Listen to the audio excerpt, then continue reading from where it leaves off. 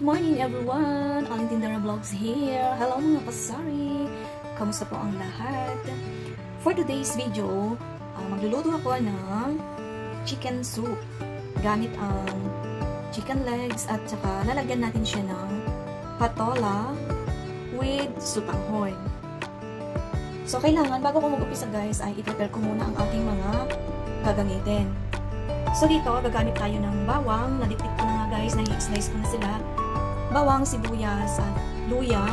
Gagamit din ako ng sutanghon. Ito guys, yung sutanghon na ito, ganito yung pangalan niya, release na vermicelli.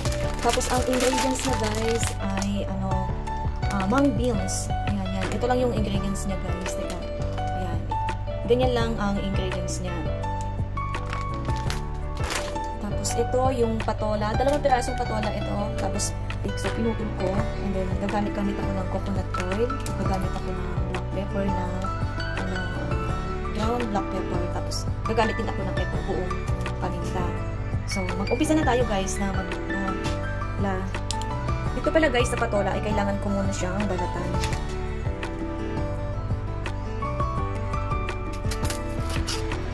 Shoutout nga pala guys sa aking mga channel members, sa aking mga subscribers, sa mga bago at mga datihan, shoutout sa inyong lahat. At gusto ko na din guys magpasalamat sa inyong lahat sa walang sawang suporta, sa palaging panunood ng aking mga video.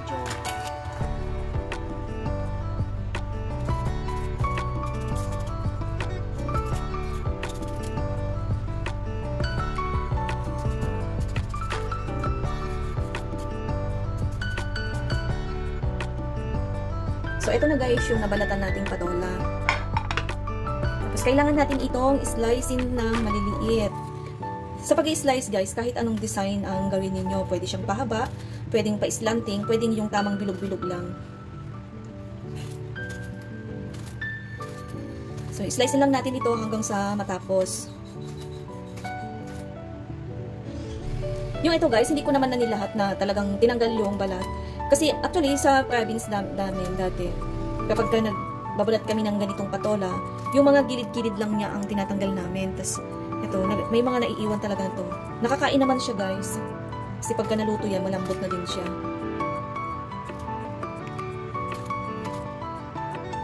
Sayang, may sira ito. So itanggal natin yan.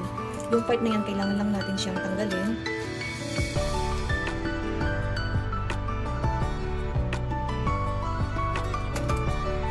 Ito guys, medyo matigas na, magulang na. Pero may solusyon tayo dyan pagka medyo magulang na. Tatanggalin lang natin yung buto. Actually ito, pagka naluto mo, pagka ganitong magulang na, ano siya, para siyang tawag mo, may masagbok ba? Hindi mo naman din siya makakain, kundi ang gagawin mo na lang ay sisipsipin mo na lang at itatapon mo din yung parang matigas. Kumantin na sila guys. So ayan, malapit na tayong matapos. So pag i-slice nito guys, kailangan it takes ay, pabilita. Wait lang guys ha. So, ayan. Dahil may bumili ng tindahan. Ay, bumili sa tindahan. Nagtinda muna ang tindera. So, start na tayo ng magluto. So, ipakita ko din pala guys yung yung chicken ko kanina. Yung chicken kasi, pinakuluan ko na. Ito. Chicken. Ang tawag dito ay chicken legs na may kasamang yan, pinakuluan ko siya, tapos tinanggal ko yung kanyang balat. Ayan, naluto na ta.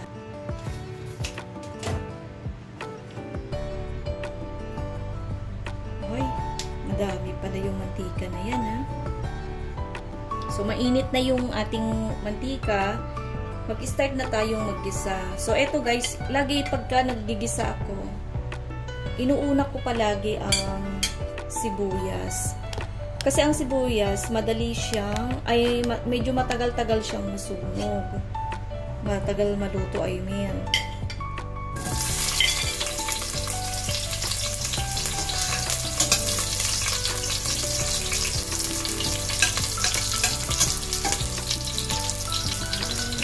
Ang bango talaga ng sibuyas, guys, kapag ginigisa mo siya. Ilagay ko na lagay na natin ang garlic.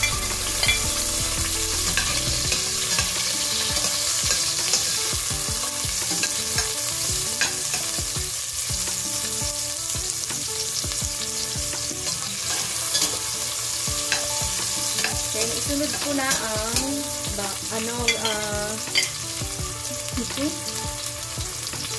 sunod ko na ang luya.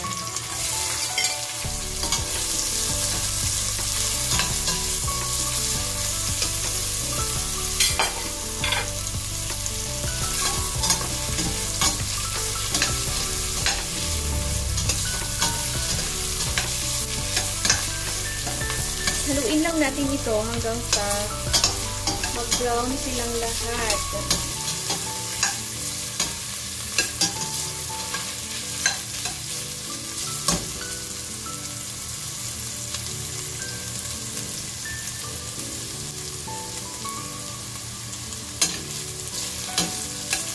Ayan guys, naluluto-luto na yung ginger niya.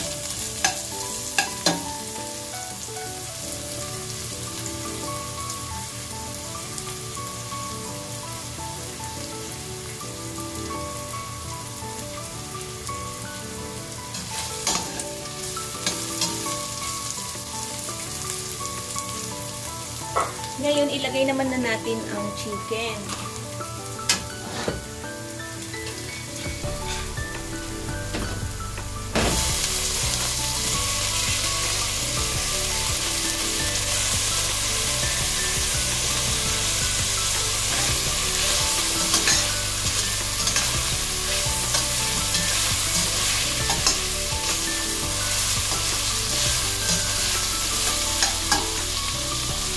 So, ganito guys, halo-haloin lang natin hanggang sa mag-brown ang manok.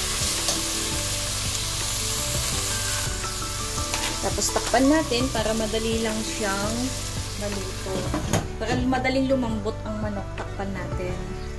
Ayan, i-check na natin guys. So, wow, ang dami. So, ayan.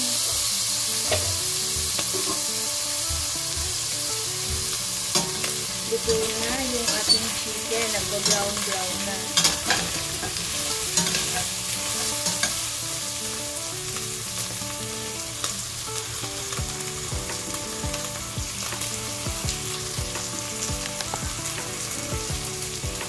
Tapos, ilagay ko na guys yung paminta.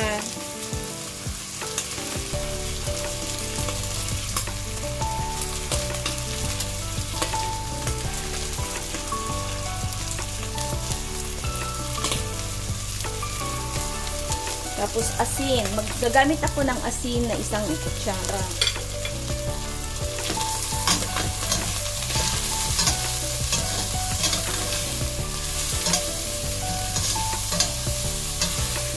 Kailangan natin lutuin ng maayos ito para yung aroma ng ating mga sibuyas, bawang at luya. Dumikit siya mismo sa chicken. Tapos, ilagay na natin ang ating patola.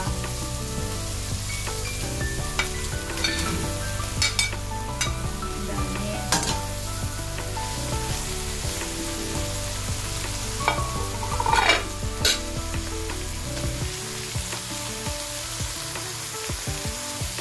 Tapos, maglalagay na din ako ng 1 cup na tubig.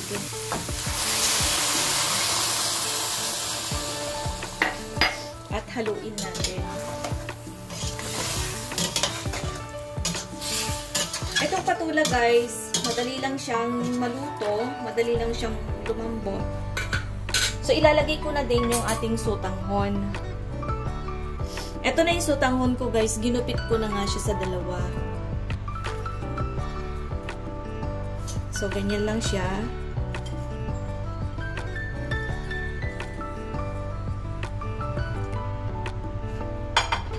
Tapos yung tubig natin ay kailangan nating dagdagan. Magdadagdag ako ng tubig. Ito, bali ang gagamitin nating tubig ay 2 baso na tubig. Kasi ang purpose natin dito guys ay para madami siyang sabaw. Chicken soup. So ilubog natin ang sutanghon para sumabay na lumambot sa patola. Actually, itong sabaw niya guys ay kulang pa. Kailangan kong magdagdag pa. Kahit kalahating baso lang, magdagdag tayo. So, takpan ko muna ito. Takpan na nga natin guys. So, ayan. Kukuha ako ng tubig at dadagdagan ko ng kalahating baso.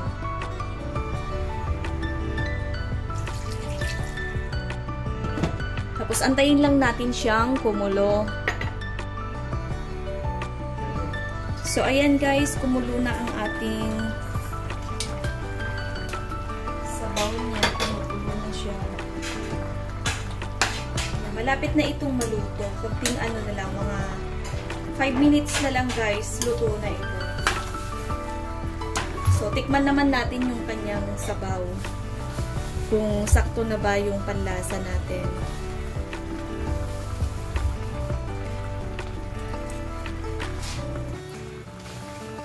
Tamang-tama yung sabaw niya. Hindi siya maalat, hindi siya maanghang, sakto lang. So, ayan, antay pa natin siya ng 5 minutes.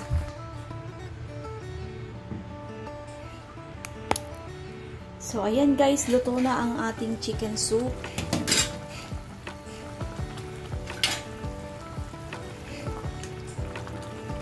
Ayan, oras na para kumain.